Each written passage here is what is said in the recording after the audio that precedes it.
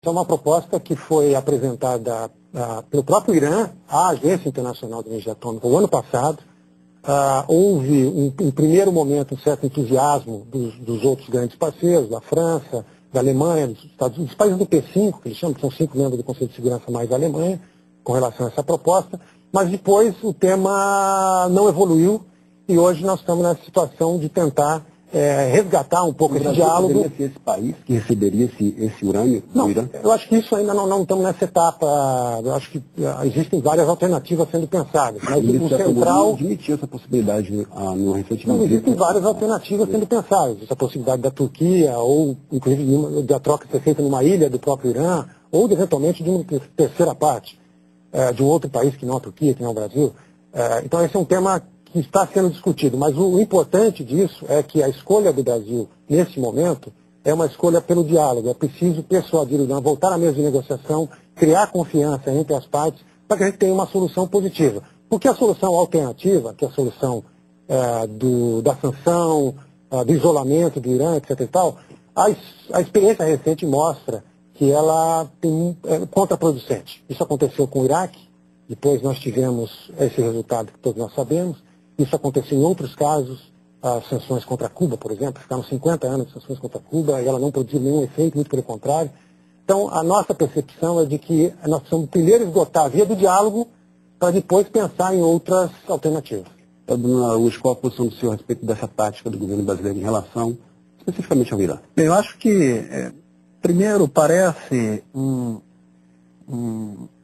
não diria nem enfrentamento, mas uma ação da diplomacia brasileira numa região geograficamente muito pouco atípica do exercício da nossa diplomacia, seja do ponto de vista não só menos pela distância, mas pelos aspectos culturais, religiosos, distante da realidade do exercício da diplomacia brasileira. Isso parece um primeiro fato.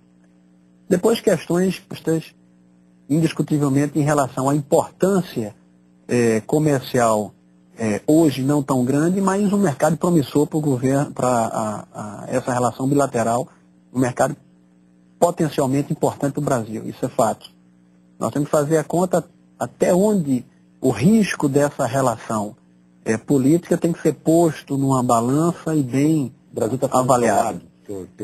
Por exemplo, a diplomacia brasileira vem, aí não é política do presidente Lula ou do ex-presidente Fernando Henrique. Nós temos como política de Estado brasileiro buscar um assento no Conselho de Segurança da ONU. Tá? E o Brasil vem fazendo um esforço tremendo mundialmente há anos e anos em torno disso. Nós assumimos uma posição agora que vai frontalmente contra os 5 membros permanentes do Conselho de Segurança da ONU. Então, do ponto de vista político, nós estamos assumindo alguns riscos que podem, inclusive, atrapalhar todo o esforço de décadas da diplomacia brasileira. E, no fundo, de certa forma, passando para a comunidade internacional, eu acho que essa percepção é um pouco de ingenuidade, não é? Do que está por trás disso. O papel nosso verdadeiramente é no sentido de ajudar, intermediar esse momento de uma relação internacional tensa, até onde papel do Brasil isso. Nós lembramos a ida do presidente a Israel e a Palestina, o próprio presidente Lula se prontificou junto ao presidente da autoridade palestina a intermediar ou ajudar num tipo de relação com o Estado de Israel, foi dispensado dizendo de que os irmãos árabes eram responsáveis por isso, mas pedia ao presidente Lula que levasse ao presidente do Irã uma mensagem de que pudesse colaborar de não fornecer os recursos para Hamas e outros grupos terroristas que não contribuem com a estabilização daquela região. Enfim, há um descrédito internacional em relação ao papel do Brasil nessa intermediação? Eu acho que eu não posso dizer, eu torço para que o Brasil saia bem dessa situação, mas assumir um risco político muito grande. Eu tive a oportunidade de 2, 3 semanas atrás, em Londres, almoçar com a doutora Shirin Ebadi, a muçulmana, iraniana, a primeira mulher a receber um prêmio Nobel da paz muçulmana nesse sentido, e ela passa uma preocupação. A preocupação de quê? Primeiro, um reconhecimento do grande conceito internacional da diplomacia brasileira.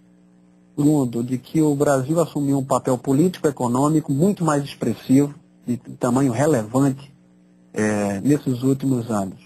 O terceiro, o presidente da República, que tem um carisma indiscutivelmente nacional e tem esse carisma, de certo modo, também a nível internacional. E todos esses componentes, o Brasil, de certa forma, empresta um tipo de uma credibilidade a uma relação com o Irã que passa a ser vista por doutora Charim como algo que vai contra os esforços internacionais de construção de um ambiente novo, inclusive direitos humanos dentro do Irã. Você acha que está um risco político? Eu tenho que perguntar para o deputado Nilson Mourão.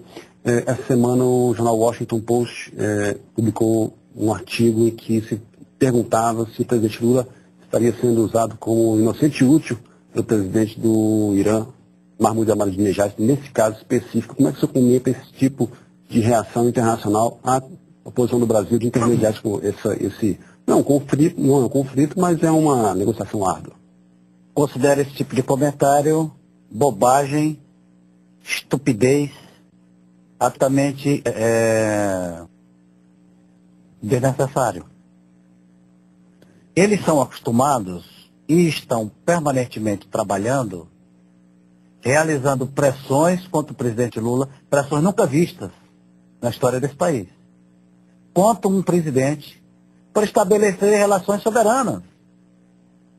O Brasil é um país soberano, ele tem direito de estabelecer relações com os países que ele bem entender. Isso eu acho que e não precisa pedir licença a ninguém para saber o que ele deve ou não fazer. Por quê? Você acha que nesse caso então está correta a avaliação de que é necessário, por exemplo, ou seria útil uma intermediação de um país como o Brasil, justamente porque o Irã está sem interlocutor? Eu quero primeiro lhe dizer que o Brasil tem o direito de praticar uma diplomacia com soberania. Não aquela diplomacia de tira-chinelo, de tira-sapato, de se humilha lá na imigração dos Estados Unidos, tirando cinturão, tirando sapato. Não foi qualquer brasileiro, não. Foi com o chanceler do governo Fernando Henrique Cardoso. Essa diplomacia está encerrada.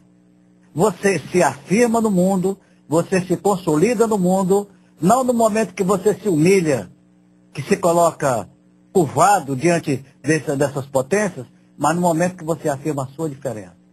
É só no momento que você afirma a sua diferença com soberania é que você é respeitado.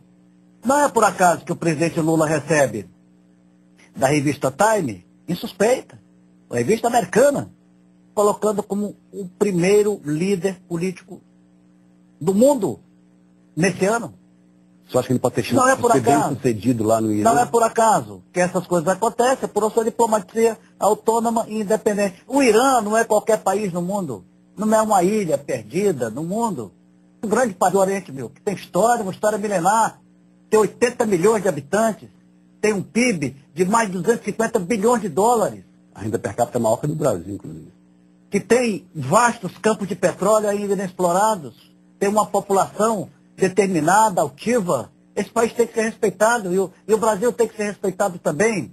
O senhor acha que o presidente Lula vai conseguir fazer os Estados Unidos, a Alemanha e Inglaterra e Reino Unido, nenhum pede licença ao Brasil para praticar política externa que quer praticar. Invadiram o Iraque, não pediram licença a ninguém. O Equador, a Colômbia invadiu o Equador, não pediu licença a ninguém. Por que esse controle sobre a política do governo brasileiro nas suas relações com qualquer país do mundo? Então, pode ter chance de dar certo.